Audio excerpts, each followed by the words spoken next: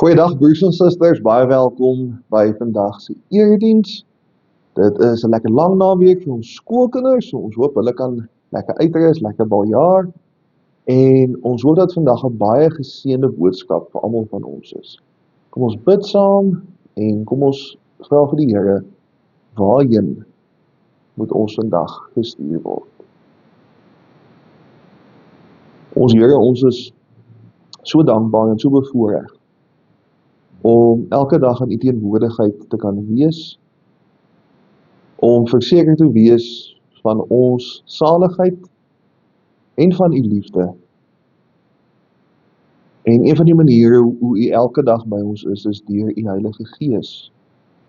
Ons vra dat U nou dit wat ons gaan lees, vir ons sal kom verduidelik en dat dit ons sal rigting gee. Amen. Ons lees vandag uit Matteus 9 en 10, meestal maar hoofstuk 10, maar ons begin by Matteus 9 en ons lees van vers 35 tot by hoofstuk 10 vers 8. Jesus het in al die stede en dorpies rondgegaan, in hulle sinagoges geleer, die evangelie van die koninkryk verkondig en elke siekte en kwaal genees. Toe die skare sien, het hy hulle innig jammer gekry, omdat hulle verward en verstrooi was, so skape sonder 'n herder. Toe sê hy vir sy disippels, die oes is groot, maar die arbeiders min. Bid daarom die Here van die oes, dat hy arbeiders uitstuur om sy oes in te samel. Jesus het toe sy 12 disippels nader geroep, en aan hulle gesag oor onreine geeste gegee, om hulle te kan uitdryf, en om elke siekte en kwaal gesond te kan maak. Die 12 apostels se name was, eerstens Simon, wat bekend staan as Petrus, en sy broer Andreas, Jakobus, seun van Zebedeus, en sy broer Johannes, Philippus en Bartholomeus, Thomas en Matteus die tollenaar, Jakobus, seun van Alfeus, en Thaddeus, Simon Kananeus en Judas Iskariot wat hom verraai het. Jesus het die 12 uitgestuur nadat hy hulle die volgende opdragte gegee het. Moet julle nie begewe op 'n pad na die heidene en moenie in 'n Samaritaanse dorp ingaan nie, maar gaan eerder na die verlore skape van die huis van Israel. Gaan verkondig die volgende: die koninkryk van die hemele is op hande. Maak die siekes gesond, wek die dooies op, reinig malaatses, dryf demone uit. Julle het dit verniet gekry, verniet moet julle dit uitdeel. Ons lees net tot sover.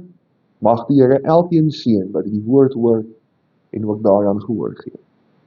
Met Drie-eenheid Sondag het ons gelees waar alles vandaan kom. Verlede Sondag het ons gelees waar kom God se spesiale verhouding met die mens vandaan. Vandag lees ons oor die church, oor die kerk. Ons vra vandag, waar kom die kerk vandaan? Om dit te doen, moet ons 'n sekere begrip van die woord kerk hê. Baie mense, as jy hulle vra, sal sê die kerk is die pragtige Alwetgebou in Kerkstraat. Waar kom die kerkgebou vandaan, is 'n redelik eenvoudige antwoord. Dis bakstene, messelwerk en hout. Ons beskryf vandag die kerk as die mense wat in Jesus glo en hom volg. Twee belangrike punte vandag is waar kom die kerk vandaan, waar was die kerk daar, en wat doen die kerk? Die Griekse woord vir kerk beteken letterlik hulle wat uitgeroep is. So as ons die hoekom van die kerk beloer, kom ons uit by die wie sin van die kerk. Ek vra al my belydenniskinders, wie is die baas van die kerk? En almal sê dis ek. Dis nie ek nie, dis Jesus. Jesus is en was nog altyd die hoof van die kerk. So wat het aanleiding gegee daartoe, tot Jesus wat die kerk 'n opdrag gee? Die 12 apostels, volgens ons definisie van kerk vandag, loop agter Jesus aan. Hulle is in effek die eerste lidmate van die kerk. En Jesus is besig om deur al die dorpies te loop. En hy sien die mense is verward, hulle is verstrooi. Hulle het nie rigting nie. Hulle kap net aan. Hulle oorleef net, maar hulle blom nooit nie. Hulle kom luister na Jesus, maar hulle weet ook nie altyd wat om daarmee te maak nie. al die Jode in die omgewing, en dit was meestal Jode, hulle soek 'n leier van die rebellie. Hulle is mismoedig, hulle het geen positiewe vooruitsigte nie. So Jesus kry hulle innig jammer. Jesus kry 'n gevoel in sy darmes, en hy is diep omgekrap oor hoe die mense ly. Dan stuur hy sy 12 vriende uit. Ons dink so maklik dat die kerk by ons begin. En dis nie waar nie. Die kerk begin by Jesus, wat sy liefde vir die wêreld uitstort. Die kerk het begin nie om vir Petrus en Johannes en Thomas tevrede en gelukkig te hou nie. Jesus stuur sy volgelinge uit, daar waar die nood is. Dis nie in die eerste plek die toewyding van die kerk self, wat die kerk dryf nie. Dis Jesus se toewyding aan die mens, aan ons, wat die kerk vorentoe stoot. Ja, dit voel natuurlik goed om mense te help, om hulle te ondersteun. Maar die keuse lê uiteindelik nie by ons nie. Ons gee om vir die wêreld, want ons volg vir Jesus, en hy gee om oor almal in die wêreld. Jesus stuur eers die kerk na die mense van Israel toe, maar dan nou later natuurlik word dit vir almal oopgegooi. Waarmee Matteus ons vanoggend help, is om miskien 'n geestelike blinde kol aan te spreek. Kom ons vergeet net vir 'n oomblik van ons skriflesing, net vir 'n paar sekondes. Wat ons in die Bybel lees, wat het Jesus se disippels gedoen vir dekades nadat hy in die hemel opgevaar het? Wat het hulle gedoen vir jare en jare? As ek dink aan die 12 apostels en aan Paulus en Maria Magdalena, dan dink ek in die eerste plek aan verkondiging. Hulle sê vir mense van Jesus, hulle gaan na mense wat nog nooit van hom gehoor het nie, en hulle vertel van wat hulle gesien en gehoor het. Toe ek hierdie skriflesing begin lees hierdie week, toe wou ek self sommer al die gedeelte vooruitloop. Natuurlik het Jesus hulle gestuur om te gaan vertel van hom. Maar hy gee eintlik vir hulle 5 opdragte. Gaan verkondig, maak siekes gesond, wek dooies op, reinig melaatses, dryf demone uit. Net 'n 5de, 20% van die opdrag is om te gaan vertel. Die res, 80%, is om te doen, naamlik om te genees en om te herstel. Volg gou die spoor saam met my. Jesus sien die mense. Hulle is so skape sonder 'n skaapwagter. Hulle is almal op hulle eie missie. Daar is nie hoop nie, daar is nie 'n toekoms nie, daar's niks. Dit sal help as hulle weet, die koninkryk van God is op hande, soos wat Jesus dan ook die boodskap stuur. Maar sou dit hulle nie ook help, as die disippels vir hulle ietsie tasbaar kan kom doen nie? Sou dit nie ook Jesus se besorgdheid oor die skare help, as die disippels hulle fisies help nie? Jesus stuur die disippels uit, om genesing mee te werk, vir die mense van Galilea. Verkondiging is verseker deel daarvan, dis deel van die werk van die uitgeroepenes. Maar as ons naaste weet van Jesus, en hulle ken die evangelie, wat bly oor? Snaaks genoeg, 80%. Enige iemand wat al Kringe in 'n Bos gelees het, weet hoe skuld mense lewenslang kan verniel. Meneer McDonald het 'n monopolie op al Knysna se handel, en hy verkoop goedere op skuld. Feitelik almal in die houtkapper gemeenskap, waarvan Saul Barnard deel was, werk vir McDonald. Hulle werk net hulle skuld af. Niemand van hulle kan lees om uit te werk hoe ver hulle vorder nie, en die skuld kom nooit afbetaal nie. Ongelukkig is dit net in Kringe in 'n Bos waar mense uitgebuit word nie. Hoe skuld invordering dikwels werk, is deur 'n derde party. Iemand se oninbare skulde is R50.000, dan koop die derde party hulle skuld oor vir, kom ons sê, R10.000. Die oorspronklike verkoper skryf die res van die skuld af, want R10.000 is beter as niks.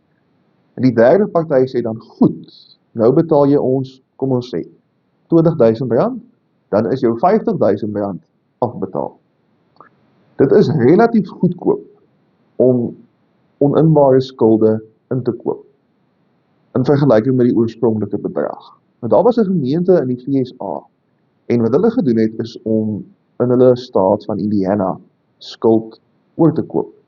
Reg oor die staat het hulle mediese skuld oorgekoop by die hospitale en by die mediese fondse.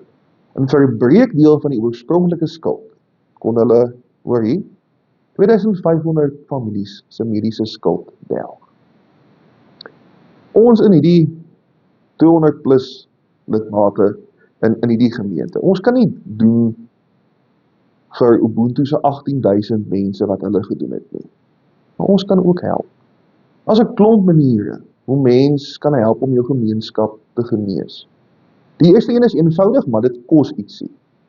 Ek was een keer op pad na een van die plase toe na die reën.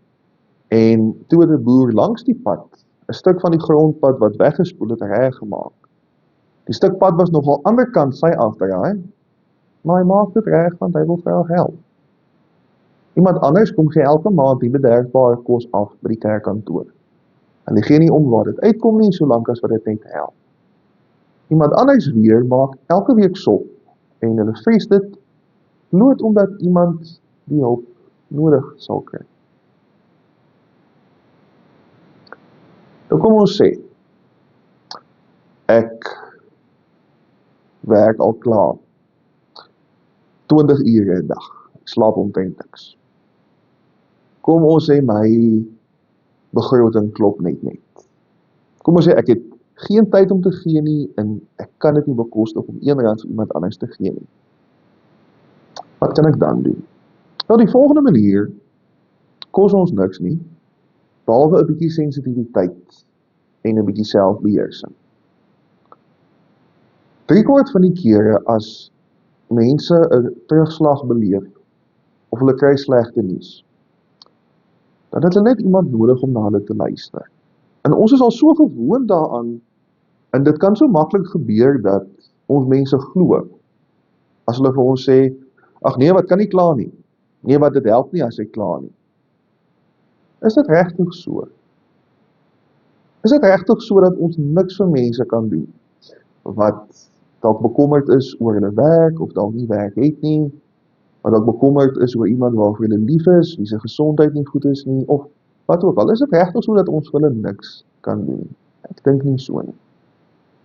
As ons by mense kom en hulle weet die storie wat hulle nou vir ons gaan vertel, gaan nie verder as ons nie, en ons gaan hulle geleentheid gee om klaar te praat, dan gaan hulle baie meer bereid wees om vir ons iets te vertel. Dit vat 'n bietjie waagmoed van ons kant af ook, maar ons kan so baie beteken vir iemand wat dit nie maklik het nie, deur net te luister. Nou goed, kom ons sê, ek is die wêreld se grootste skinderbek. Iemand kan my vertrou met enige iets nie. Hoe kan ek dan iemand in my gemeenskap help? Wel, die derde manier is terselfdertyd die maklikste en die moeilikste manier. Party mense maak 'n mens moeg of kwaad, want hulle is net altyd onvergenoegd. Hulle is altyd mensmoeilik. Niemand hoef heeldag so te wees nie. Almal kan lewe met liefde. Maar die vangplek om elke dag met liefde te lewe, selfs op die dae wat dit voel asof alles verkeerd gaan. Maar as ons dit kan regkry, kan ons ook 'n geweldige emosionele impak maak in die mense wat ons mee te doen kry elke dag. Dink 'n bietjie, wanneer laas het jy vir iemand 'n kompliment gegee of een ontvang? Wanneer laas het jy iemand waardeer soos wat hulle verdien om waardeer te word? En wanneer laas het dit met jou gebeur? Wanneer laas het ons daardie dinge gesê wat ons sogenaamd hopeloos te min sê? En wat keer ons om dit te doen? Ons weet nie hoe die mense wat ons mee te doen kry, die dag aankom by ons nie. Daar is 'n baie goeie kans, al vir die mense wat nie so baie rondgaan nie, dat ons dalk hulle enigste positiewe interaksie vir daardie dag is. as ons dan nou ook met hulle misluk en ongeskik gaan wees, dink net hoe groot verandering kan ons maak as hulle met medemenslikheid en omgee behandel word. Hulle hoef ons niks vertrouweliks te vertel nie, dit kos ons nie 'n sent nie, maar om net 'n mooi houding te hê, kos ons niks. En ons kan dit doen, want die kerk is oorspronklik geskep deur Jesus wat lief is vir die mensdom en ons dan stuur om daai liefde te beliggaam. Ons word geroep, ja, om te verkondig, maar as iemand vir Jesus ken, dan is daar nog 'n klomp goeders wat ons vir hulle kan doen. Ons kan hulle ondersteun op 'n klomp maniere. Ons kan na hulle luister, ons kan hulle opbeur, ons kan geduldig wees met iemand wie se optrede nie is dalk soos wat ons dit sou gedoen het nie. En as ons nie kans sien vir dit nie, dan moet ons ten minste net aangename mense wees. Vir die mense wat ons elke dag sien, die mense wat ons dalk nie so gereeld sien nie, en die mense wat ons nie eens ken nie. Hoekom? Want almal is vir Jesus belangrik. Jesus is besorgd. Hy is geraak deur hoe dit gaan met mense. Daarom as ons die kerk is, dan moet ons dit ook wees. Amen. Here, ons wil vandag vir U dankie sê dat U vir ons so lief is, dat as die mense sien soos ons wat nie weet waarna toe nie, dat ons dit swart op wit het, dat dit U ontstel, dat dit U raak. Here, ons bid vandag dat U vir ons ook sagte harte en hande sal gee, Here. Dat ons nie mense sal oordeel oor hoe hulle beland het waar hulle het nie. Dat ons nie die goed wat mense vir ons sê op straat gaan oorvertel nie. En dat ons genoeg sal omgee om iets te doen wanneer ons kan. U seën ons met soveel gawes, soveel talente en relatief gesproke soveel rykdom. Help ons om alles in ons te gebruik soos wat U dit wil hê. Amen.